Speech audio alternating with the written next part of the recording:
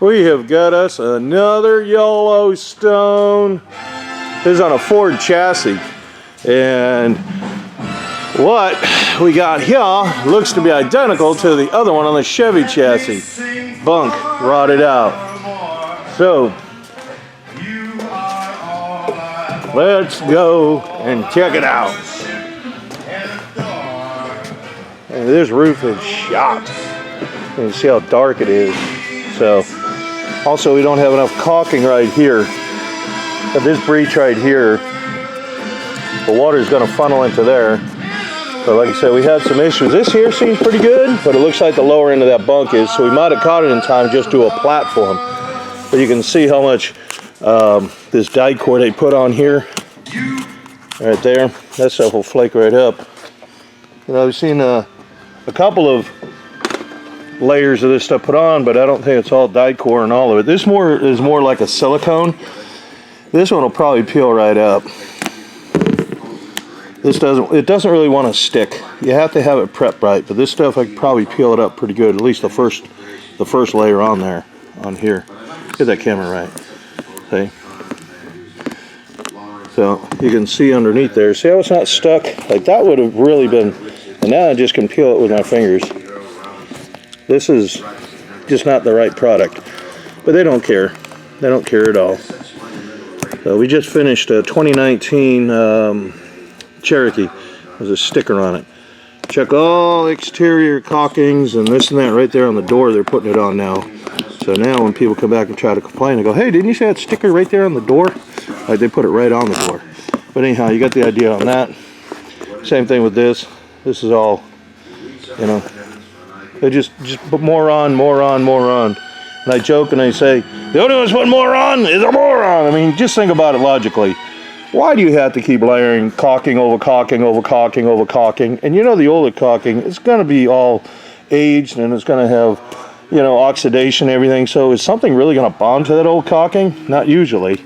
So, you know, it's just doesn't make sense. An exterior caulking, you should really be getting more than a few months out of it. That's for sure. You know, you imagine putting that on a commercial building. These companies would not have the funds to keep going back and re-caulking everything every 3 or 4 months. And, you know, talking about like big bakeries like Nabisco or something. Those buildings are huge. They're acres. Imagine sending someone around there. By the time they finish one end, they'd be back going over it again. So, but even right here, you can see this should have been caulked. You know, so that's kind of indicative. It looked like somebody put some patching in here. You know, we're going to be putting boots on there. So I'm just giving you an overview of what we got. This one has a ladder, the other one didn't. So, same here. Then if you're hearing that great Frank Sinatra in the background, that means it's Sunday. That means it's Sunday here on a Sunday. Yay! But you can see how black this roof is. It's already worn. I mean, that's just indicative that it's shot. It's over with. Kaput. But it isn't sagging. It isn't doing any of that. So we're hoping we got all this earlier, right? So we don't have any big deck issues. May possibly have to redeck it. On the antennas like this, you got water that'll trickle down into this boot, and when it does, it'll get into the coach. I mean, they circled around this pretty well, but you still want to make sure that the water can't get down into the roof system. See if I can peel that up out of there. Let me see if I can show you. It's stuck in there pretty good. I need an encouraging device. Well, this is coming out. We don't replace these antennas, so if you have one in the shop and you're watching this and it's on our calendar, you need to replace this antenna. I can't make a curb for this antenna. There's a shaft that goes all the way down through here, and that's where you crank it and it'll raise up. But if I put a curb on here, it's going to raise up, and now the handle down inside, it only bites on about 3/8 of an inch. So if we raise it up, that shaft's going to be up through here. Someone says there's a way you can change all this out, but to be honest with you, I'm not going to get into doing any of that changing out. If the customer really wanted to, hey, have at it. But we would still need to make another plate for it to land over here so it just doesn't start slapping on the roof like it does. I don't really like that, you know. and it catches all this debris and everything under there. So you don't want to have all that. But getting back to this boot, that's what I'm saying, where water will come down here. So if I can get this freed up, which I'm not going to spend time doing it right now. Let's see, maybe it'll go a little quicker than I figure. You know,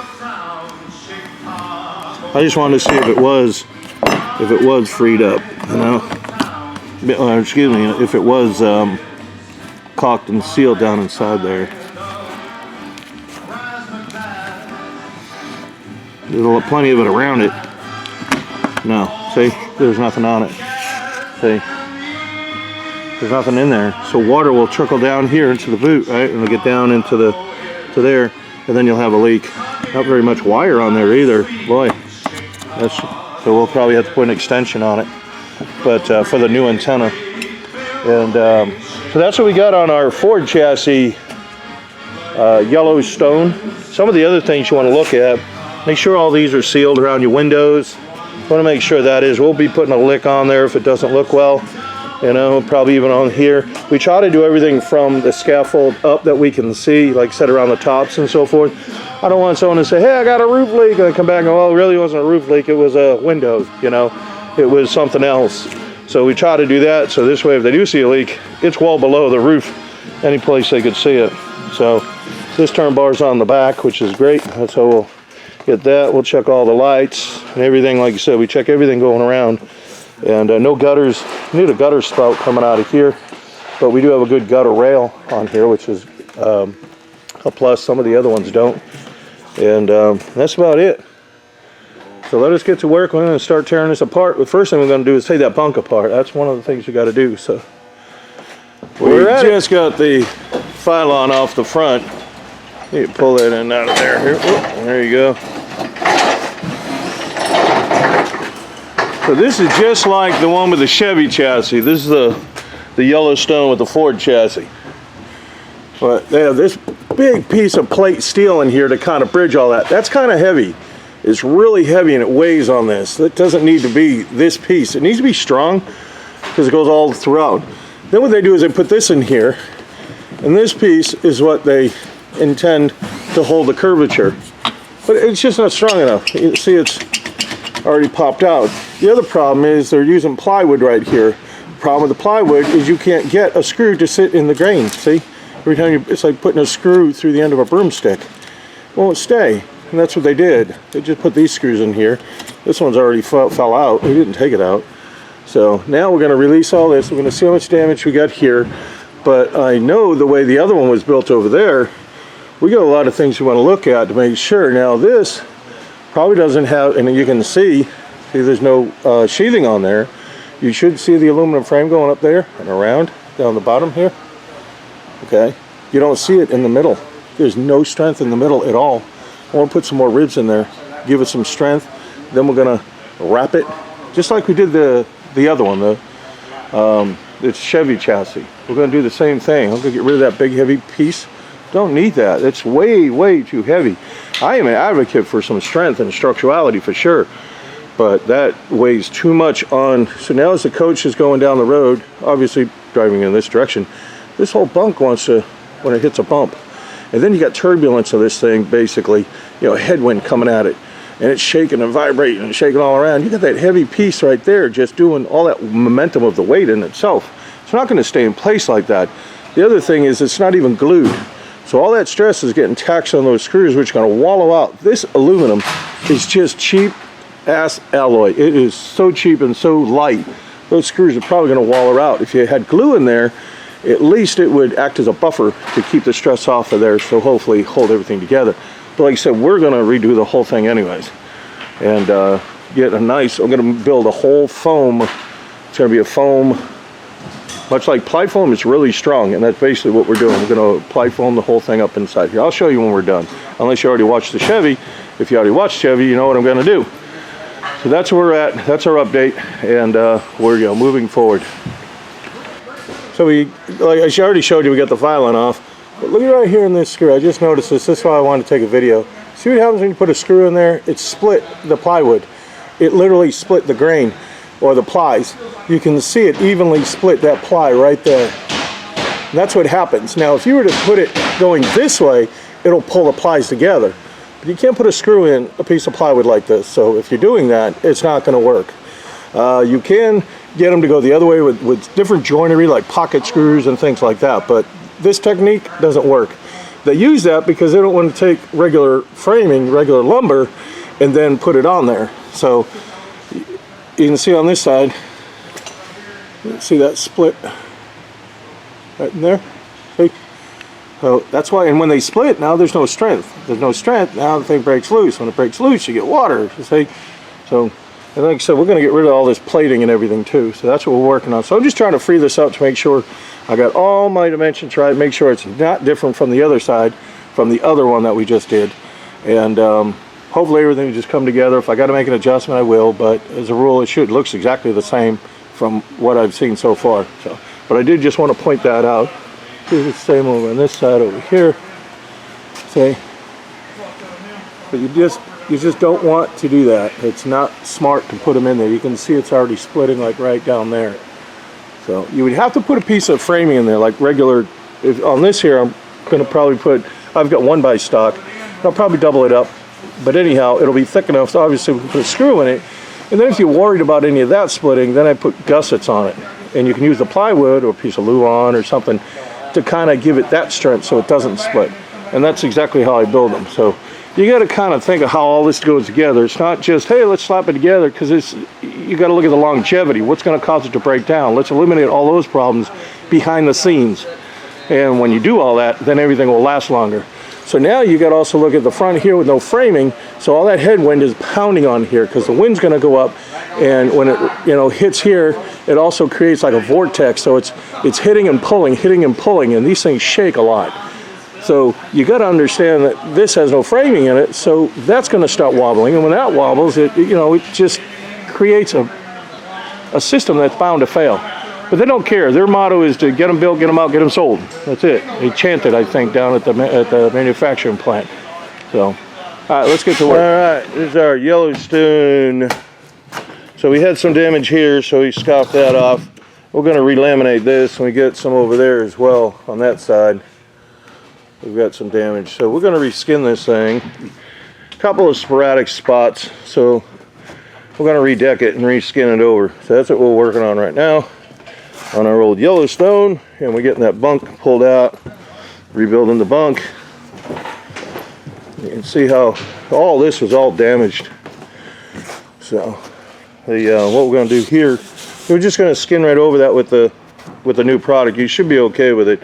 You don't have to always go in. I see some guys on YouTube, they take it all the way down to the foam. If it's stuck, it's stuck. Leave it alone. No sense in taking something that's stuck and then peeling it up just to stickify something else to it, right?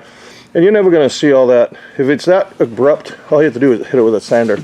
But I doubt you're going to see a big, whoa, you're not going to see all that. So sometimes you make more work for yourself unnecessarily. So other than that, we're ready to rock and roll and get this new deck on here. You see, so we got all these, that's a protective piece in there. We put all these in here so crap don't get down inside your coach. That's it. Check out the mess to our platform. You can see how this is all rotted, and then all obviously right here, and then this is really good. This is really good. In fact, this is so good and so stuck, we end up breaching into that's the fiberglass. So we'll fix that. We'll get that right. But this is for a platform. I've been lifting this thing up. This is significantly heavier than most of the other platforms that I've built, but also that I've ever taken out. So, and that may have contributed to some of the bouncing, especially with that big piece of steel that we showed you was in there. So I'm going to take it apart and see what it is. Maybe we can find out why it's so daggone heavy. All right, so look here. This is the inside. You see how rotted all this is. You see how bad all the sheathing is on there. So, like I said, we're going to obviously replace it, but I just wanted to show how much water was actually getting in there. And this is the bottom side right here. This is the bottom side. So you would think that when the water got in there, it would have reached here, but it was breaching a lot of stuff. So we're going to make sure we investigate everything real well. Obviously rebuild this, but when I say investigate, I mean I've got to look at the interior walls, make sure all those are good, and we don't have any issues with those. Look at the other side. Ooh wee. Yeah. Look at our frame assembly. So that goes all the way through the coach because we had to redeck it. We don't staple anything. Everything gets glued. You can see all the glue we've got up here. But at the same point, once we glue it, we'll want to make sure it'll take. So we set some cinder blocks up here. Okay, so you do not, these are not DIY videos. And I showed you that there. I actually had a guy from Chicago area or someplace call. He was wondering how all this went together like that. And he didn't know about putting in the bracing underneath there. And you can probably, I don't know if you can actually see, but we've got it braced where you actually have some camber on it. You know, slightly enough so then when we release it, it'll come back to where it needs to be. But that's what we do to make sure. But now what we'll do, go up here and clean all this down. Sometimes that glue will kind of burp up a little bit underneath here. And we'll sand it so it's nice. Make sure it looks good. Clean all this up. Then we put the roof down. We've already got all our markings for all our vents and everything there. We also have them designated on the side. So we know where everything goes. Got all our plumbing cut already, like over there. Another one right here. So we know where all that is. And then, you know, there's plating up underneath here.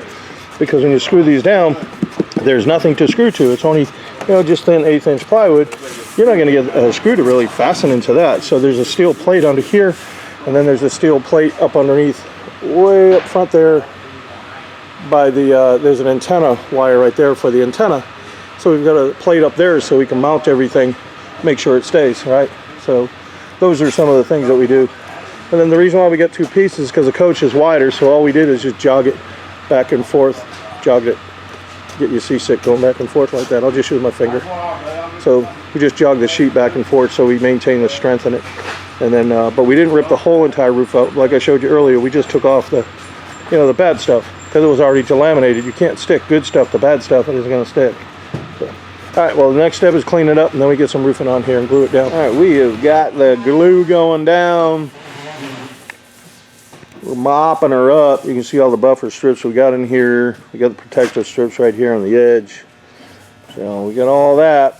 And over here, see, a fiberglass is going to come up there, and that's for the roofing over that side, right? So we'll probably be putting another one on there. But we already got the driver's side already done. So, but so it's coming along. So now we just got this balance roller, and then once we get that all balanced out, then we come back. We're going to roll it with this big roller. And she'd be ready. Now we cut out all our vents and everything, start getting our curves put on here, and we'll start getting it put back together. Well, we have got the platform built. It is done, and it is a lot lighter.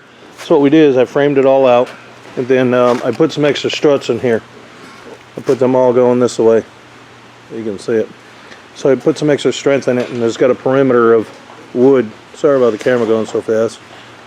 Perimeter around the whole thing, to give it some extra strength, because I don't like that aluminum. You can see we screwed it in right there, it's all glued and screwed and tattooed. And so now we'll clean this up.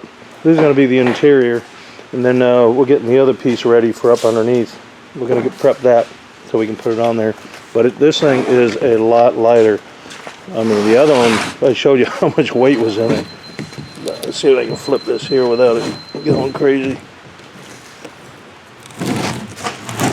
Oh, here's the other side. You see all those lines? That's where we got all the framing in there. Looks good. All fresh framing in there. Like I said, we'll clean this side up and we'll get the fiberglass on there. And that'll get us.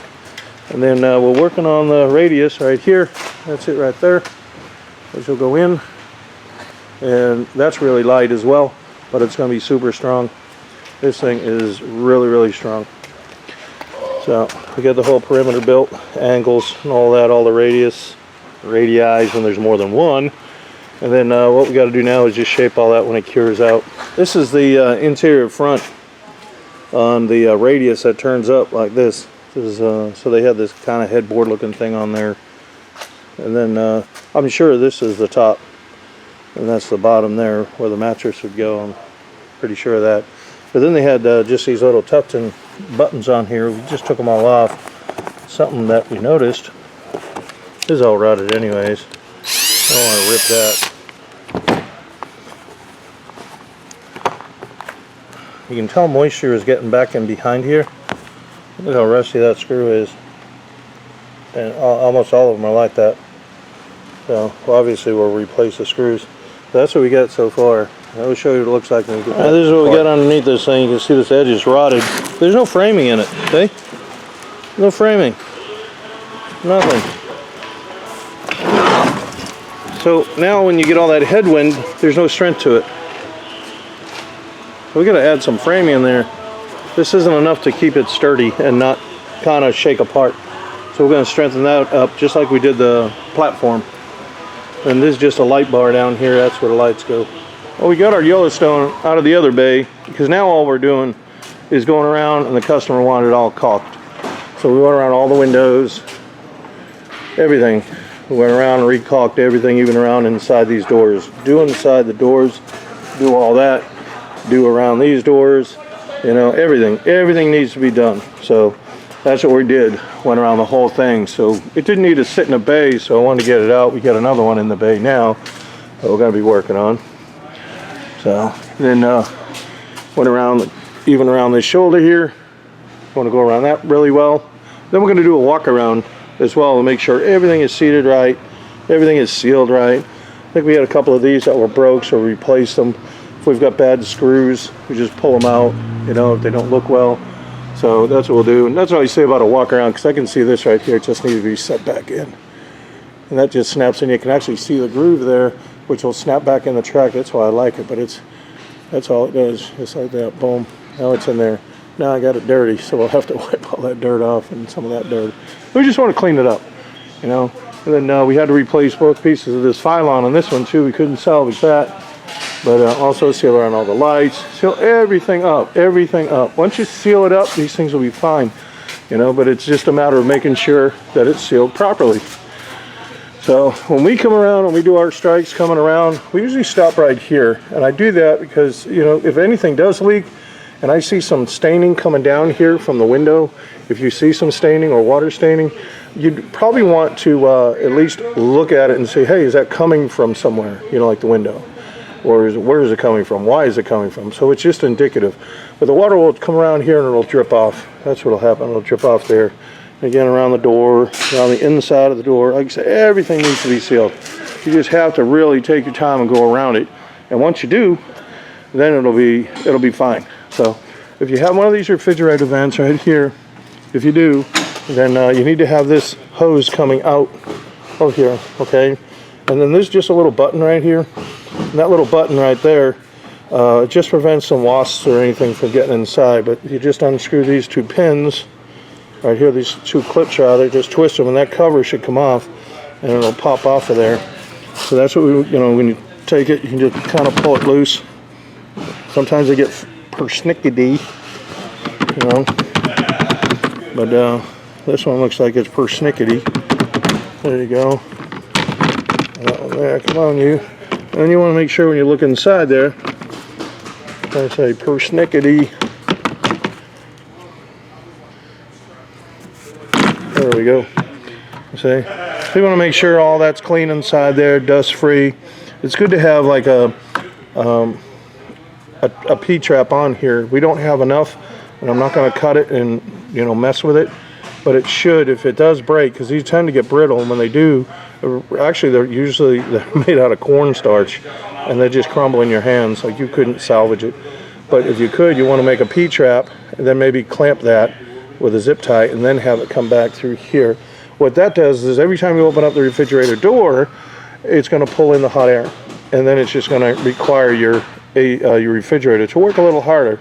If you're not in the fridge all the time, then that's good. But typically, if you have kids that are in there all the time getting drinks and stuff, then you know, you may want to do that. If you notice the refrigerator isn't performing, or if it's getting a little warmer than it should, right? Then you can kind of look at it. So I'll get that fixed there, and I want to blow that out, so I'll just leave that clip that way anyways. And like I said, that's what we're doing. Then once we get all this together, like I'm mentioning, once we get all the caulking done, then I'll bring this scaffold over, and I'll give you an overview on the roof and everything that we've done to it. But like I said, that's what we're working on right now. Okay, we are done. We are done. So we moved this out. We had it in another bay over there, and we just moved it out because we had some caulking and everything to do, because we went around all the doors, lights, went around everything on this coach. And then you can see we got all our curves welded in. We got the antenna All that's all heat welded. There's no caulking down there. It's not peel and stick. And just as a reminder, we do not sell any of these components. Actually, we don't sell anything at all. Once we get this all heat welded in here, we've got a little flange on there, and that little flange is on all of them. And the purpose of it is a counter flash. You get water coming in real hard this way, it's going to hit up on top of there. If it gets pushed with the wind, it'll get redirected out. That's the purpose of that. The boots over there, they have bolts in them, and I like those because the way I design them is if anything ever happens to that antenna, you just undo this bolt right here, or excuse me, this nut, unscrew that nut right there, the other one on the opposite side, undo the coax, you can run the store, get another one, drop it on. The other bat wings, even though they're cheaper, you have to break them all apart, you got to break all the caulking apart. And if you're out and about somewhere and you just want to get back to camping and enjoy it, it's just going to be a period of time for you to get that back end sealed and make sure it's sealed. And especially if you got weather, bad weather on the way, you want to make sure that's all cured out so you can get it together. That's why I like those, and those are also automatic. They're a little bit more money, but I just think they're overall for everything, they're just easier to install, but also easier to replace. So that's called the Winegard 8500 series automatic. That's what that is. You can see on the air conditioner here, we've got a piece of counter flash. So now, talking about that heavy rain trying to come across, it could probably get up underneath here. If it got blown hard enough, it would hit that counter flash that's up underneath on this curb, and then this water coming down from the air conditioner would drip down below that counter flash up in here, and it'll roll out as well. So we don't need them on the sides, because on the sides, if you were to fill up under, there's a lot of corrugation and fluting on the bottom of the pan. So the water is going to end up dripping off, and especially if you're driving forward, it's going to get blown off anyways. We've never had an issue with water trying to come in on the sides at all. The the refrigerator's the same way. They all have their counter flash on there. It's all counter flash. So the skylight, again, the same way. And then if you're going to replace one of these skylights, I'm just going to tell you a couple of tricks. And again, these are not DIY videos, but I'll just give you a heads up. We use these all-weather screws, as you can see. So when you go to put one of these on, the factory does not drill these holes out big enough. So what happens is when this expands and contracts, it puts stress on the screws, and that's why you'll get hair fractures coming out from all of these. So what you need to do is drill it bigger so it has some wiggle room. And the way we do them is we put obviously everything's got to be primed. It's not going to stick if there's no primer. And once we prime it all up, we put a nice generous bead of caulk all the way around. When you nestle this in there, you'll see the caulking come out. Once you see that caulking come out, you want to put another daub of caulking on every one of these. You only want to put these down to hold the lens in place. Do not over tighten them at all. Matter of fact, hand tight is all you need, like valve covers. That's all you need. If you've done valve cover gaskets, it's the same principle. So you can see we got the same curbs on here. We got boots that I designed up for the ladder, and those are loaded. So even if you climb up those ladders, they are notorious for wobbling all around. Well, now you're not going to get any water in there. We've also got our brand on the back, RV Roofing. It says RV Roof.pro. That's our new one. I got to cut those out by hand, so I was thinking of something easier. So that's why I got that domain, RVRoof.pro, not .com, .pro. And then there's February of 20 that we installed it. So now, if this person ever goes to sell this coach, the last thing I would want is for somebody to try and come up and talk them down on a roof and say, oh, these roofs are all the same and they'll fail. And he can go, hey, look right here, it was just put on, last year, 2 years, 3 years, whatever it may be, right? And also we extend the warranty, we'll pass it along for 10 years. This is a 20-year system. All you have to do is come back in and we will look at everything for you. You don't have to do anything. We do all your inspections are free. So keep that in mind. I don't want someone coming in here these are expensive to do. I'll tell you straight up, they are, and there's a lot of work on our end that we do by the time we make all the curbs and so forth. But keeping that in mind, I certainly don't want you to do it twice. Come back in and we'll check all the caulking. We'll check all the welds. We check everything. Some folks that are out a ways, that travel out of area, we can show you how to do all that. It's not hard, but basically what we do is take a checker tool and we go around and we run it all along here to make sure it stays tight. That's how we check them. These plumbing caps, I like these. We designed these as well. Same boot style. And then now if this cap ever gets popped off from a tree branch, well, all that water is just going to do is go down into the holding tank. It's not going to leak. So And then you just go into the store and you can get a new one of these, and boom, you're done. Just snap it back on there. It's spring loaded. That's the same as that one over there. So that's the system. It's a 20-year system. This is Carlisle's 60 mil TPO. It's thermoplastic. That's what it is. Here's a piece of it right here.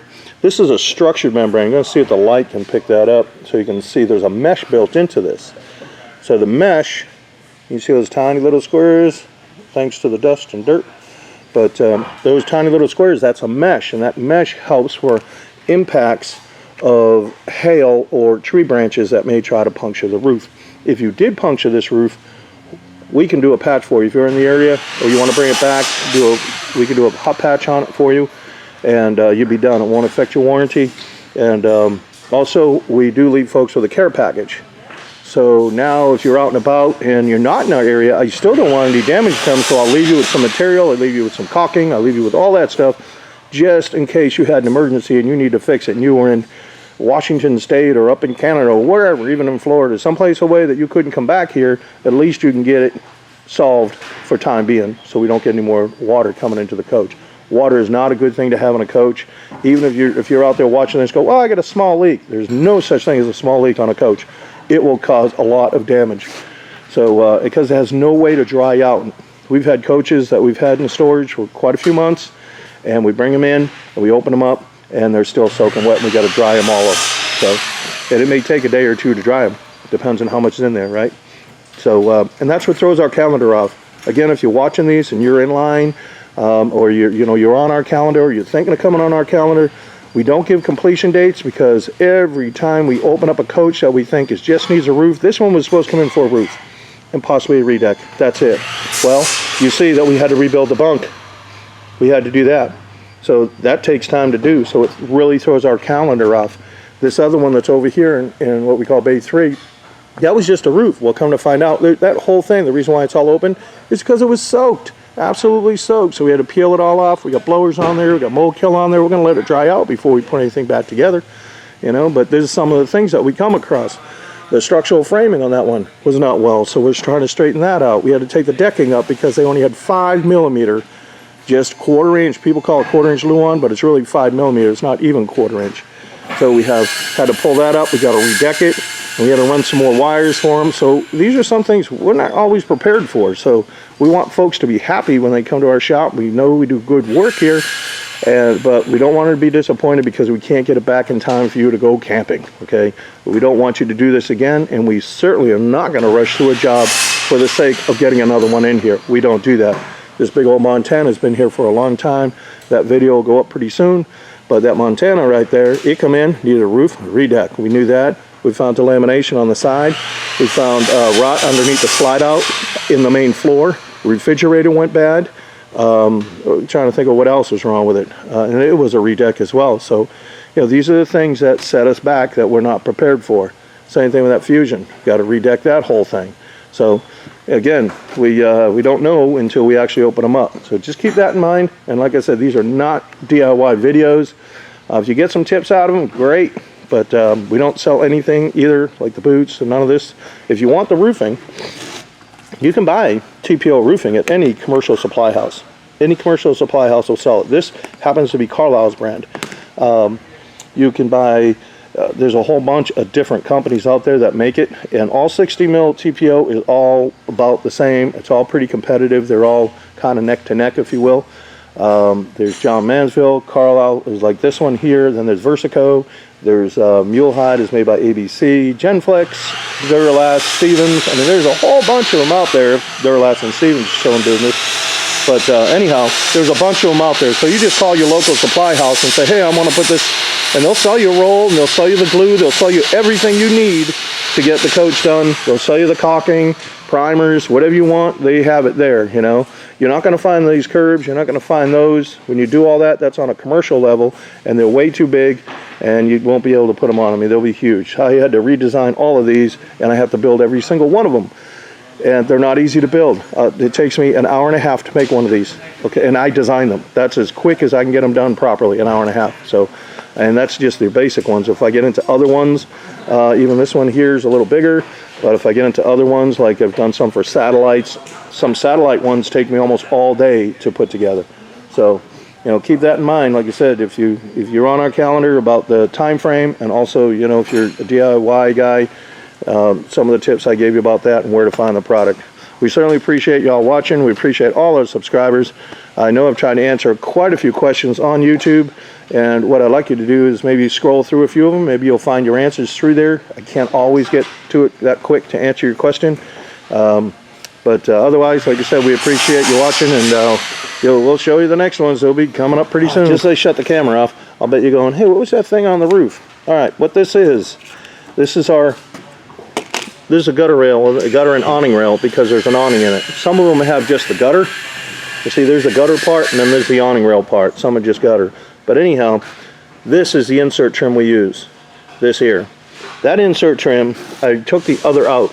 What the other was is just this cheap stuff right here. And this will just slide in and out. And what I don't like about it is water will get down in that track right there, and it'll travel. What this is, and I have it in 2 colors. You can't buy it in black. You can buy it in white all day long. Probably find it on Amazon or something. You can find it in, it's called DX946-1W. That's what this is, okay? So, but what it does is it has a channel in there. You see that groove? That groove allows it to sit inside this track here and over the track. It sits in and over. So now I locked all the water out. So that's what this is. But like I said, you can't buy this in black. I had to special order it, and I had to buy a whole bunch of it. Matter of fact, I had to buy a whole skid. We've been using it, but I had to buy like 2 miles of it right there. So they had to special make it because the RV industry is too cheap to make it to put on here. So some of the other ones that I've seen, they're flat, but this one is kind of got a round curvature to it, and I like it because it adds a little tension. So when it goes in, it really kind of snaps in. It stays in really, really tight. So like this one here, you can swap this one all around, the center one here. But this white one, you can't push on that one, and you can't push on there. It won't move. So that's what that is. So I just wanted to give you the update if you were looking around in the video and saying, what was that thing on the roof? That's it. Well, again, we appreciate you. We'll be putting some more up just as soon as we can.